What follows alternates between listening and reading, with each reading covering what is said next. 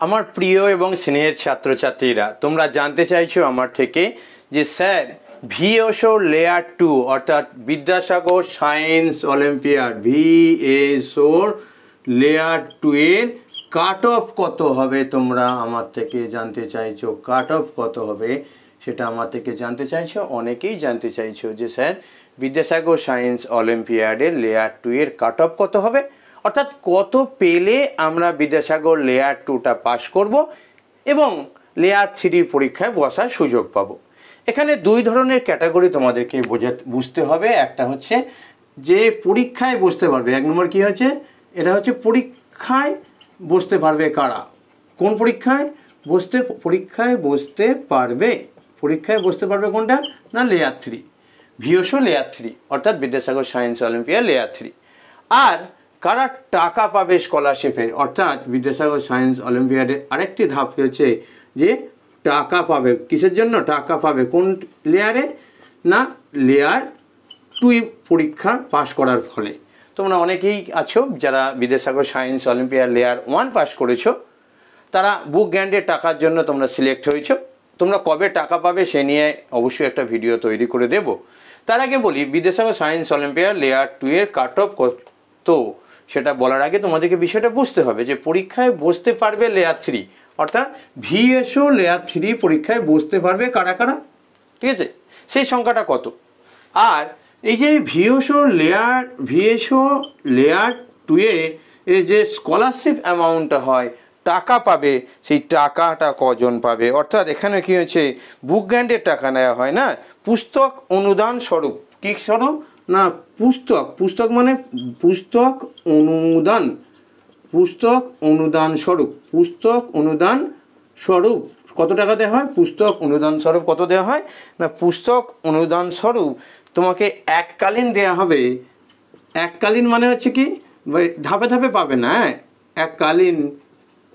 এককালীন দেওয়া হবে কত না 2000 টাকা দেওয়া হবে, রুপিস কত, রুপিস 2000 টাকা দেওয়া হবে। কারা কারা পাবে বিদ্যাসাগর সায়েন্স অলিম্পিয়াডে এই 2000 টাকা, কজন পাবে একটা জেলা থেকে সেটা অবশ্যই আলোচনা করব। আর একটা জেলা থেকে পরীক্ষায় কতজন বসতে পারবে সেটাও আলোচনা করব। তারপর আসবো কাট অফে, ঠিক আছে। কাট অফটা এইগুলোর উপর নির্ভর করে এবং কাট অফের শেষে বলবো কিভাবে তোমাদের জেলা ভিত্তিক কাট অফ নির্ভর করে। দেখো আমার বাড়ি হুগলি জেলায়, তাহলে আমার বাড়ি হুগলি জেলা, সেই হুগলি জেলার কাট অফ এক হবে, বীরভূম জেলার কাট অফ এক হবে, মুর্শিদাবাদ জেলার কাট অফ এক হবে, জলপাইগুড়ি জেলার কাট অফ আর এক হবে, অর্থাৎ প্রতিটা জেলার কাট অফ আলাদা আলাদা হবে, ঠিক আছে। যে হুগলি, বীরভূম, বাঁকুড়া, পশ্চিম মেদিনীপুর সব জেলার কাট অফ একদম সেম হয়ে গেল না, এরকম হবে না, কারণ জেলাভিত্তিক কাট অফ হবে, তাই না। পরিষ্কার বুঝতে পারছো। আগেটা যেমন কি হয়েছিল তোমার এক একটা মিউনিসিপ্যালিটি বা পৌরসভা ভিত্তিক লেয়ার 1টা হয়েছিল, তাই এটা কি হবে না জেলা ভিত্তিক কাট অফ হবে, ঠিক আছে। তাই বিভিন্ন জেলার কি বললাম না বিভিন্ন জেলার একটু মনে রাখতে হবে ভালো করে, বিভিন্ন জেলার কাট অফ অর্থাৎ বিদ্যাসাগর সায়েন্স অলিম্পিয়াড লেয়ার 2 এর বিভিন্ন জেলার কাট অফ বিভিন্ন হবে, ঠিক আছে, ভিন্ন ভিন্ন হবে। তোমরা প্রত্যেকেই জানো যে তোমাদের পূর্ণমান কত ছিল, তোমাদের পূর্ণমান ছিল ফুল মার্কস কত, ফুল মার্কস ছিল 100 মার্কস ছিল, ঠিক আছে। আর এই 100 মার্কসের মধ্যে তোমাকে কত পেলে তুমি তোমার জেলার কী হয়েছে মধ্যে আশা রাখতে পারো, বলবো, অবশ্যই বলবো, একটু সময় দাও, সময় নিলে আশা করছি তোমার ভিডিওটা সম্পর্কে সবটা ক্লিয়ার হয়ে যাবে। এখন রাত 1:05 বাজে, আমি আছি না তোমাদের সঙ্গে, তোমাদের জন্য খাটছি, ইচ্ছা আছে তোমাদেরকে আজকে এই ভিডিওটা আপলোড করেই তবে আজকে ঘুমাতে যাব, ঠিক আছে। তবে হ্যাঁ, কাল ভোর 5টায় উঠবো আবার, তো কুছ পানে কে লিয়ে কুছ খোনা পড়তা হে বাবু। তো লেয়ার 2 পাস তোমরা যদি করে যাও তো লেয়ার 3 পরীক্ষায় বসার সুযোগ পেয়ে গেলে, কিন্তু কি হচ্ছে প্রিপারেশানের সময়টা পেলে না। তাই অবশ্যই কবে পরীক্ষা হবে সে ভিডিও যদি জানতে চাও অবশ্যই চ্যানেলটা সাবস্ক্রাইব করে রাখো। এছাড়াও কবে রেজাল্ট বেরোবে সেটা তো তোমরা সকলে জানতে চাও, কারণ পরীক্ষা দিলাম বিদ্যাসাগর সায়েন্স অলিম্পিয়াড লেয়ার 2, আর রেজাল্ট কবে বেরোবে সেটা যদি জানতে না পারি বা জানতে পারলে খুব ভালো হয় স্যার। হ্যাঁ, ভিডিও আসবে, অবশ্যই চ্যানেল সাবস্ক্রাইব করে রাখো, ঠিক আছে। যাই হোক, যেখানে ছিলাম যে ভিন্ন ভিন্ন জেলার কাট অফ ভিন্ন হবে, 100-র মধ্যে ভিন্ন ভিন্ন জেলায় কত পেলে হবে সেটা বলে দিচ্ছি। মিনিমাম কত পেতে হবে সেটা তোমাদের আগে জানা দরকার না। প্রতিটি জেলার কী হবে, প্রতিটি জেলার কত পেতে হবে তোমাকে ভালো করে বোঝো। প্রতিটি জেলায় যারা আছো মিনিমাম যারা 40% অর্থাৎ 40% নাম্বার তোমাকে মিনিমাম পেতেই হবে। অর্থাৎ যারা তোমরা 100-র মধ্যে 40 পেয়েছো তারা আশা রাখতে পারো। তারা কি করতে পারো? আশা রাখতে পারো, ঠিক আছে, আশা রাখতে পারো। তবে আমি বলছি না যে গ্যারেন্টি সহ যে তুমি 40% পেয়েছো মানে তুমি বিদ্যাসাগর সায়েন্স অলিম্পিয়াডে লেয়ার 2 ক্র্যাক করে তুমি কি করছো, লেয়ার 3-তে বসার সুযোগ পাচ্ছ। কিন্তু 40% পেলে তুমি আশা রাখতে পারো। কেন না, ভিন্ন ভিন্ন জেলায় কাট অফ আলাদা হবে। ধরে নাও একটি জেলা কী আছে, একটু পিছিয়ে পড়া জেলা আছে, আমি কোনো জেলার নাম পিছিয়ে পড়া বলতে চাইছি না, কিন্তু তোমরা জানো যে সব জেলার পারফরমেন্স সমান যায় না, তাই না? যে জেলার পিছিয়ে পড়া যেখানে কাট অফ কী হবে, দেখা যাচ্ছে যে একটা জেলা থেকে মাত্র কয়েকজন 40%-এর উপর পেয়েছে, তাহলে তারাই কী হবে, তারাই ওই পরীক্ষাটার জন্য কাট অফ ক্রস করে যাবে, তাই না? তো কাট অফ কি সেটা একটু বলে দিই। কাট অফ মিনস হচ্ছে কি যে 100-র মধ্যে, ধরো 100-র মধ্যে সর্বোচ্চ একটা জেলা, আমি তর্কের খাতিরে ধরো বাঁকুড়া জেলা ধরছি, তর্কের খাতিরে, যদিও বাঁকুড়া জেলা খুব ভালো জেলা, হ্যাঁ, তর্কের খাতিরে ধরো আমি ধরছি বাঁকুড়া জেলা, হ্যাঁ আমি তর্কের খাতিরে ধরছি। তো বাঁকুড়া জেলায় কোনো একটি ছেলে 70% পেয়েছে লেয়ার 2-এ, ঠিক আছে, অর্থাৎ 100-র মধ্যে 70 পেয়েছে, আর সব থেকে নিচে পেয়েছে কত না 42, ঠিক আছে। এবার আরও নিচে আছে কিন্তু দেখা যাচ্ছে 40 পর্যন্ত কী হবে, ধরা হবে, অর্থাৎ এই 70 থেকে 40 বা 40 থেকে 70 এটাকে কি হবে, ধরা হবে। এর মধ্যে দেখা যাবে কজন পেয়েছে, এই যে 40 থেকে 70 এর মাঝে কজন পেয়েছে সেটাও একটা ভাইটাল পয়েন্ট, একটু বোঝাই তাহলে তোমরা বুঝতে পারবে। না, প্রতিটি জেলার শীর্ষ 20% পরীক্ষার্থী, ঠিক আছে, প্রতিটি জেলার শীর্ষ 20% পরীক্ষার্থী, অর্থাৎ একটা জেলার, ওই যে বললাম যে বাঁকুড়া জেলা থেকে কি হয়েছে, বাঁকুড়া জেলা কি হয়েছে, বাঁকুড়া জেলার শীর্ষ 20% অর্থাৎ টপ কত পার্সেন্ট, টপ 20% ছাত্রছাত্রী কী হবে, এই পরীক্ষার জন্য কি হবে, তৃতীয় স্তরের জন্য যোগ্য হবে। তাহলে প্রতিটা জেলার, শুধু বাঁকুড়া নয়, যতগুলো জেলা পশ্চিমবঙ্গে আছে প্রতিটা জেলার 20%, টপ 20%, আবারও বুঝো, প্রতিটা জেলার টপ 20% ছাত্রছাত্রী কী করতে পারবে না, লেয়ার 3 পরীক্ষায় বসার সুযোগ পাবে। তাহলে এই টপ 20%-এ কী করতে হবে না, টপ 20%-এর মিনিমাম কোয়ালিফিকেশান বা যোগ্যতা 40% পেতে হবে। তাহলে একদম মোদ্দা কথা বলা যায়, যারা 100-র মধ্যে 40% পেয়েছে, অর্থাৎ 100-র মধ্যে 40 পেয়েছো, তারা অবশ্যই আশা রাখতে পারো এবং ভাবতে পারো যে হ্যাঁ, এই আমি যদি টপ 20%-এর মধ্যে চলে আসি, অর্থাৎ আমার জেলায় যদি দেখা যায় বেশিরভাগ ছেলে কী হয়েছে, উপর থেকে ধরো আমি ধরে নিচ্ছি 100 জন ছেলে বাঁকুড়া থেকে বসেছে বা 100 জন ছেলে মেয়ে বাঁকুড়া থেকে বসেছে, তাহলে কজন চান্স পাবে না, 20 জন চান্স পাবে। কজন চান্স পাবে, 20 জন চান্স পাবে। এই 20 জনের মধ্যে দেখা গেল, এই যে নামাচ্ছিলাম, যে দেখা যাচ্ছে ওই 70 থেকে যে 40 পেয়েছে এখানে হয়েছে কত না 20 জনই হয়েছে, তাহলে অবশ্যই যে 40 পেয়েছে সেও সুযোগ পাবে, পরিষ্কার, আর যে 70 পেয়েছে সেও সুযোগ পাবে, ঠিক আছে।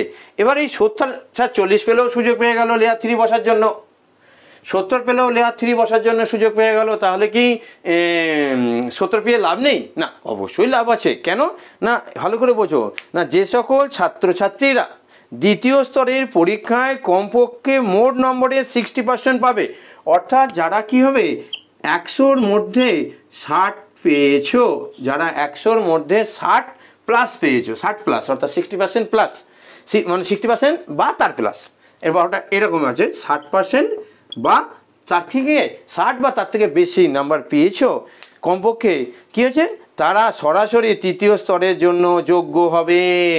অর্থাৎ যদি ভালো করে বোঝো যে 60%-এর ওপর তুমি পেয়ে যাও, আমাকে বিভিন্নজন বিভিন্নভাবে জানাচ্ছ যে স্যার আমি 88 পেয়েছি, ভালো ছেলে তো তুমি, শিওর শট আশা রাখতে পারো যে তোমার কি হয়েছে, তুমি লেয়ার 3-র জন্য যোগ্য হয়েছো। তো যারা 40% পেয়েছো, 100-র মধ্যে 40 পেয়েছো, তারা অবশ্যই আশা রাখতে পারো লেয়ার 3-র জন্য।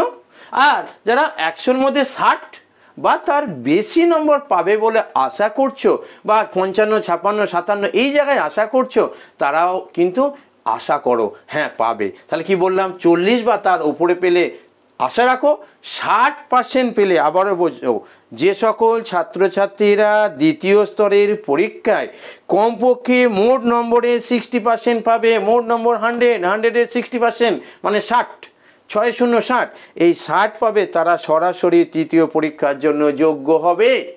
অর্থাৎ তুমি যদি 60 বা তার বেশি পাও তাহলে অবশ্যই তুমি লেয়ার 3-র জন্য প্রিপারেশান শুরু করো। এই প্রিপারেশান আমি তোমাদের চ্যানেল, আমি সময় খুব কম পাই, তো আমার channel arts with S M sir চ্যানেলে আমি অবশ্যই তোমাদের জন্য ভিডিও আপলোড করব। এছাড়াও তোমরা জানো তোমাদের ম্যাডামের চ্যানেলে আমি দেখো নামটা লিখে দিচ্ছি, ম্যাডামের ফোন নাম্বারটাও লিখে দিচ্ছি, ইচ্ছা গেলে ওনার সঙ্গে যোগাযোগ করে নাও। উনি এই বিষয়টা নিয়ে ভালো প্রিপারেশান কি হচ্ছে ওনার চ্যানেলে, ইউটিউব চ্যানেলে উনি দেন। তুমি ইচ্ছা গেলে তোমার সঙ্গে কথা বলে নিতে পারো। কিন্তু ভিওসো অর্থাৎ বিদ্যাসাগর সায়েন্স অলিম্পিয়াডে লেয়ার 2 এর কাট অফ সম্পর্কে আশা করি তোমাদের আর কোনো কথা থাকবে না। তবে হ্যাঁ, প্রাইস কি হবে শুনে যাও, চলে যেও না।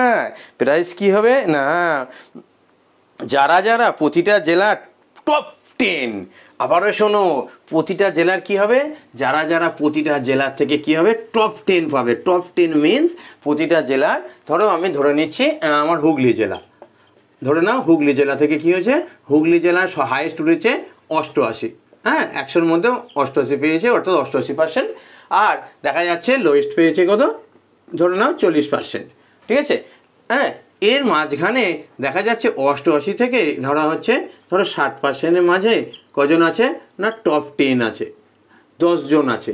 এই 10 জনকে কি হবে টপ 10, ভালো করে বোঝো, প্রতিটা জেলার প্রথম 10 জন পরীক্ষার্থী যারা আছো লেয়ার 2 এর, তারা বুক গ্যান্ডের টাকা অর্থাৎ পুস্তক অনুদান স্বরূপ এককালীন 2000 টাকা পাবে। তবে হ্যাঁ, তোমাকে কী করতে হয়, 2000 টাকা পাবে যদি তারা দ্বিতীয় স্তরের পরীক্ষায় কমপক্ষে 40% পায়।